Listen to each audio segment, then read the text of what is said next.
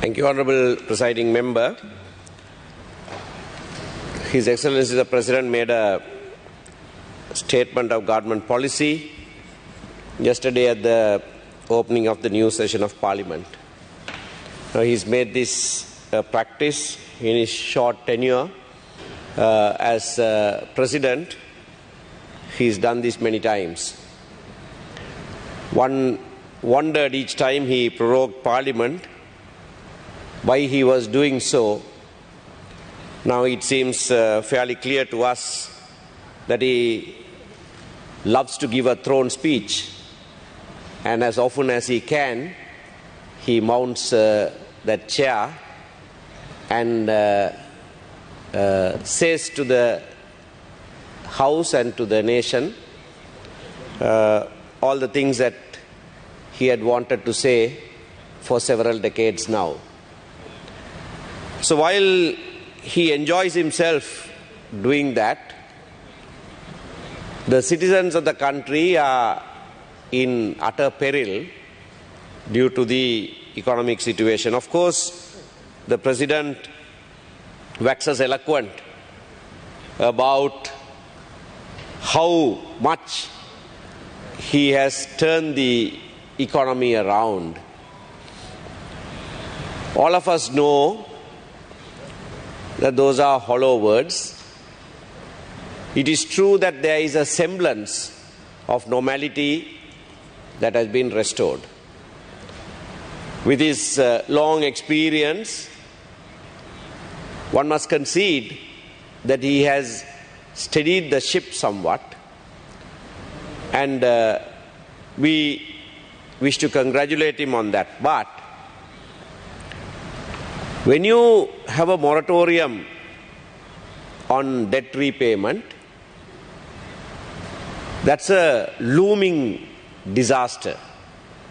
It gives you immediate relief only to have darker clouds surround the country a little later. Similarly, the IMF relief enables us to borrow more now.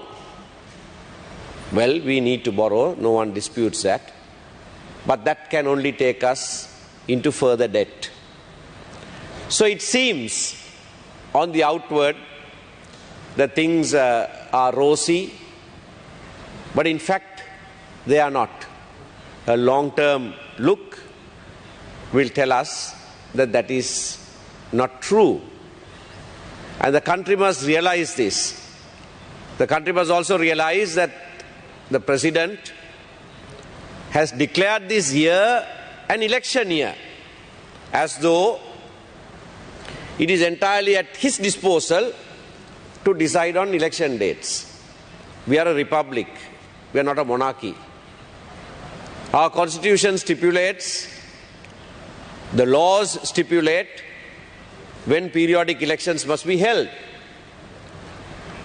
When local council elections were declared to be held early last year, by a sleight of hand, by not signing the warrant to release the money, the Minister of Finance, the President himself, thwarted the citizens of this country exercising their franchise. That's a violation. That's a violation against democracy. That's a violation of the Constitution.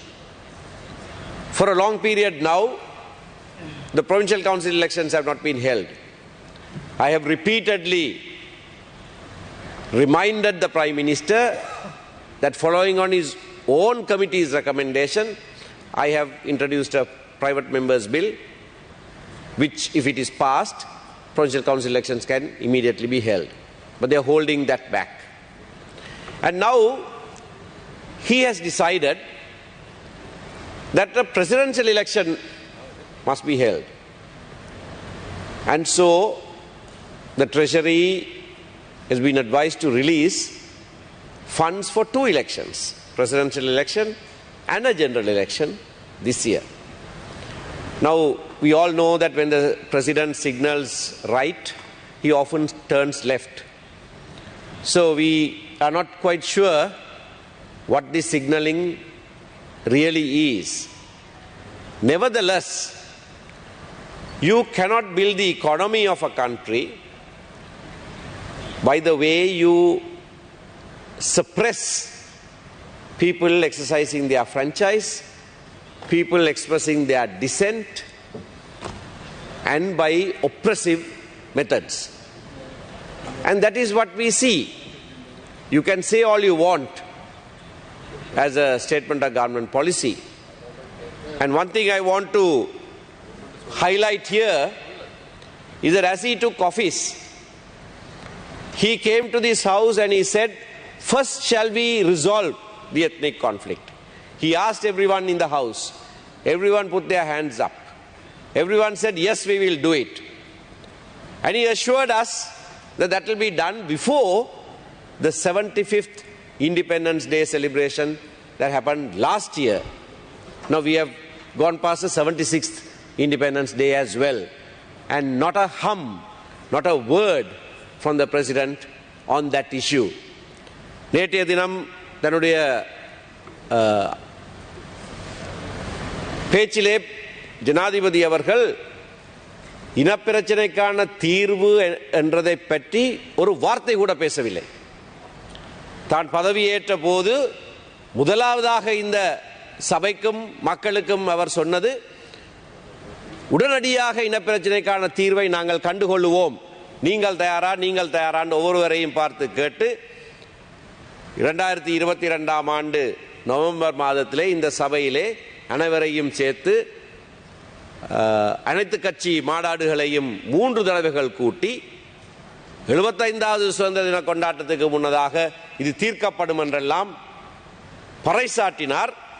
ஆனால் 76வது சுதந்திர தின கொண்டாட்டமும் முடிந்து விட்டது. அதைத் தொடர்ந்து இங்கே வந்து உரையாற்றிய ஜனாதிபதி அதை பற்றி மூச்சு கூட விடவில்லை.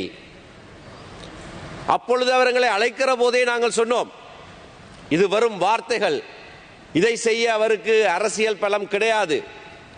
இனப்பிரச்சனைக்கான தீர்வை எதிர்க்கிறவர்களை பாராளுமன்றத்திலே ஒரு போலி பெரும்பான்மையோடு வைத்துக்கொண்டு ஜனாதிபதி இதனை செய்ய முடியாது. வெறும் வார்த்தை ஜாலங்களினாலே எங்களை ஏமாற்றுகிறார். ஆனாலும் நாங்கள் இதற்கு தடங்களாக இருந்தோம் என்று சொல்லாமல் இருப்பதற்காக அனைத்து கூட்டங்களுக்கும் நாங்கள் போனோம். எங்களுடைய ஒத்துழைப்பு முழுமையாக இருக்கும் என்பதை வெளிப்படுத்தினோம். அப்படி செய்திருந்தும் கூட எந்த நடவடிக்கையும் எடுக்கப்படவில்லை. 3வது 4வது கூட்டத்திலே எங்களது கட்சி தலைவர் திரு சம்பந்தன் ஜனாதிபதியை பார்த்து சொன்னார், இந்த கூட்டங்களிலே எடுக்கப்படுகிற முடிவுகளிலே ஒரே ஒரு முடிவுதான் நடைமுறைப்படுத்தப்படுகிறது என்று சொன்னார். Mr. Sambandhan told the President, there is only one matter that is decided at these meetings that is implemented. அது என்னவென்று ஜனாதிபதி கேட்டபோது திரு சம்பந்தன் சொன்னார், அடுத்த கூட்டத்துக்கான திகதி. And Mr. Sambandhan said, and that is the date for the next meeting. That is the only thing that is implemented. கூட்டங்கள் கூடி செய்வதாக சொல்லி சொல்லி சொல்லி செல்வதையே தன்னுடைய பழக்கமாக கொண்டு விட்ட ஜனாதிபதி இந்த விடயத்தை முற்று முழுதாக மறுதளித்தவராக அரசாங்க கொள்கை பிரகடனமாக இங்கே உரையாற்றியிருக்கிறார். இதனை நாங்கள் முற்று முழுதாக நிராகரிக்கிறோம். ஏனென்றால் இந்த நாட்டிலே பொருளாதார பிரச்சனை ஏற்படுவதற்கு அத்திவாரமே இந்த நாட்டிலே இருக்கிற தமிழ் தேசிய பிரச்சனை. அதற்கான ஒழுங்கான ஒரு அரசியல் தீர்வு இல்லாமல் ஒரு ஆயுத தீர்வை இலங்கை அரசாங்கம் முன்வைத்து அதற்காக கடன்கள் பெற்று பொருளாதாரத்தையே நாசமாக்கி விட்டிருக்கிற காரணத்தை நான் இங்கு நினைவுபடுத்த விரும்புகிறேன். அதை தீர்க்காமல் நாட்டிலே மிகவும் முக்கியமான எண்ணிக்கையிலே சிறுபான்மையினராக இருக்கிற இன்னொரு தேசிய இனத்தினுடைய அபிலாஷை பூர்த்தி செய்யப்படாமல் இந்த நாட்டின் பொருளாதாரம் எப்பொழுதுமே சரிவட்டு வரப்போவதில்லை. ஆகையினாலே எவ்வளவுதான் பேசினாலும் எவ்வளவுதான் தான் செய்து முடித்து விட்டேன் என்று மக்களுக்கு சொன்னாலும் உண்மை மக்களுக்கு தெரியும். ஜனாதிபதி தேர்தல் வருகிற போது மக்கள் விழிப்பாக இருந்து இதற்கு சரியான முறையிலே தங்களுடைய பதிலை அளிக்க வேண்டும். வெறுமனே இது பொருளாதார பிரச்சனை மட்டும்தான் என்று சொல்லிக்கொண்டு நாட்டின் அடிப்படை பிரச்சனையான தமிழ் தேசிய பிரச்சனைக்கு ஒரு முடிவெடுக்காமல் அவர் தொடர்ந்து முன் செல்வாராக இருந்தால் இன்னும் அதால பாதாளத்துக்குள்ளே இந்த நாடு விழுவதை எவரும் தடுக்க முடியாது. நன்றி. බොහොම ස්තුතියි ගරු රෝහිත අබේගුණ ආදර මැතිතුමා. ඔබතුමාට මිනිත්තු 25ක කාලයක්